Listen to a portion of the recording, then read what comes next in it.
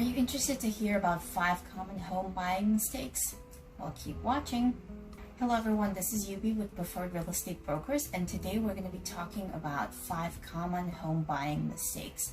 So we are currently in the seller's market. I think I mentioned this in my previous video, which means that the inventory is very low and there is a lot of home buyers out there. So I would like to make this video and hopefully help some of you not make these mistakes. So without further ado, let's begin. So mistake number 1 would be not understanding the costs that come with home ownership. When you're renting, you're usually paying just your monthly rent and maybe electricity bill and the cable bill, and that's pretty much it. Everything else is covered by your landlord. But when you become a homeowner, all these expenses are on you. So not only that you're paying your monthly mortgage, but you're also paying homeowners association, you're paying taxes every year, lawn care, you're paying homeowners insurance, and when you put all these costs together, it can add up. So it's very important to keep an eye and do the calculation before you actually become homeowner. Mistake number 2 that a lot of people don't count for is down payment or closing costs. Down payment is the amount of money that you're going to be putting down when you're taking a mortgage for your home. It is often recommended to be at least 20% so that you can avoid paying the private mortgage insurance. Private mortgage insurance is charged by the lender, and it basically is charged to everyone who did not put 20% down. Now, even though you might want to put the whole 20% down, you should be careful because you don't want to put all of your savings down and be cash poor, because in case an emergency happens, you won't be having any money on you to cover for it. The second thing are the closing costs. The closing costs are all the costs that are associated with the home purchase. Usually they are paid by the buyer.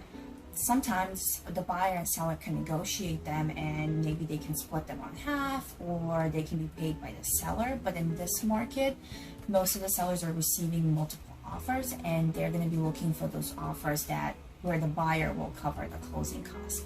The closing costs can include anything from appraisal fee, attorney fee, home inspection fee. These are just a couple to name, but there are usually 3 to 5% of the purchase price, and you should definitely consider them when buying a home.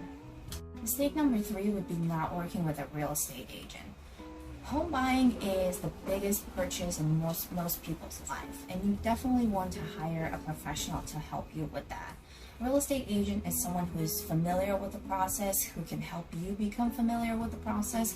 They also know the market. They have access to a huge database. They have access to inventory of homes, and they're going to be learning your preference and help you find that dream home.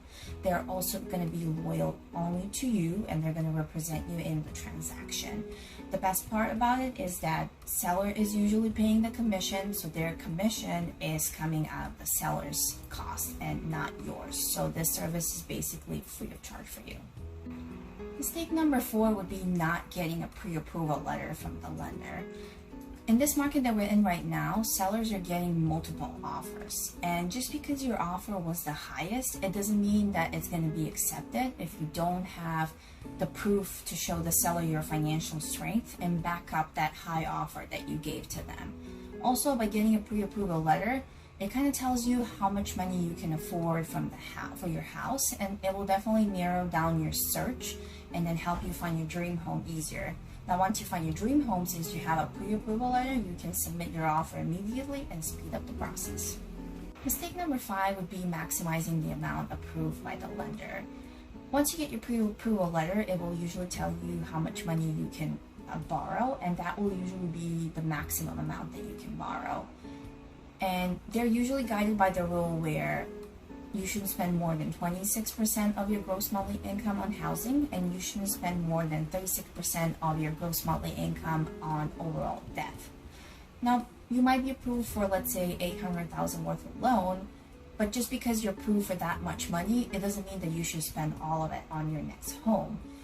Home buying process comes with costs that we mentioned earlier, like down payment and closing costs. And if you spend all your savings on your down payment and then you max out your loan, you are leaving yourself without any backup options in case of an emergency. And when you're searching for your home, you should look for a home that will satisfy your needs, but sometimes the most expensive home might not satisfy your needs at all. Now, these were 5 common mistakes that can happen. There is definitely more than that, and this can be a subject for some of my next videos, but consulting a real estate professional can help you be more knowledgeable, and it can expose you to less mistakes. If you have any questions, please feel free to reach out to me. I'm more than happy to assist and help you. But in the meantime, thank you so much for watching, and I hope to see you in one of my next videos.